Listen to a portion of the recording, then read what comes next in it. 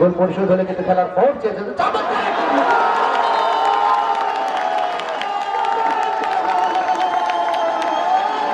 এখানে যদি মাইনাস করতেন তাহলে কিন্তু হয়তো একটা গোলের সম্ভাবনা অবশ্যই। এবং আপনারা জানেন যে এখানে কিন্তু আগের সেই খেলা নেই, একক প্রচেষ্টার খেলা কিন্তু শেষ হয়ে গেছে।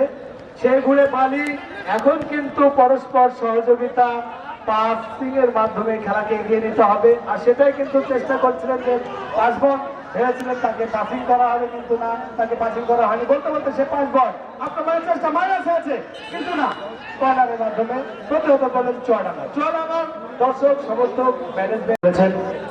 বলতে বলতে আর একটি চমৎকার ফ্রি কিকের সুযোগ কিন্তু এই মুহূর্তে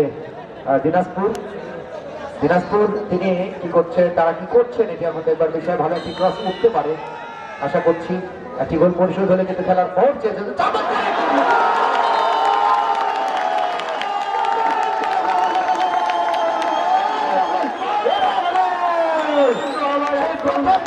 কিন্তু ঝুঁকে দিয়েছে এই মুহূর্তে দলীয় অধিনায়ক 7 নম্বরে শুভ ভিক্টোরিয়া কাপ ঢাকার খেলে থাকেন। ওই শুভ কিন্তু তার হেড কিন্তু জায়গা মতো দিয়েছেন এবং কিন্তু একটি পেরেক কিন্তু ঝুঁকে দিতে সমর্থিত হয়েছে। আর একটি গোল কিন্তু দিতে হবে ওই দিনাজপুর।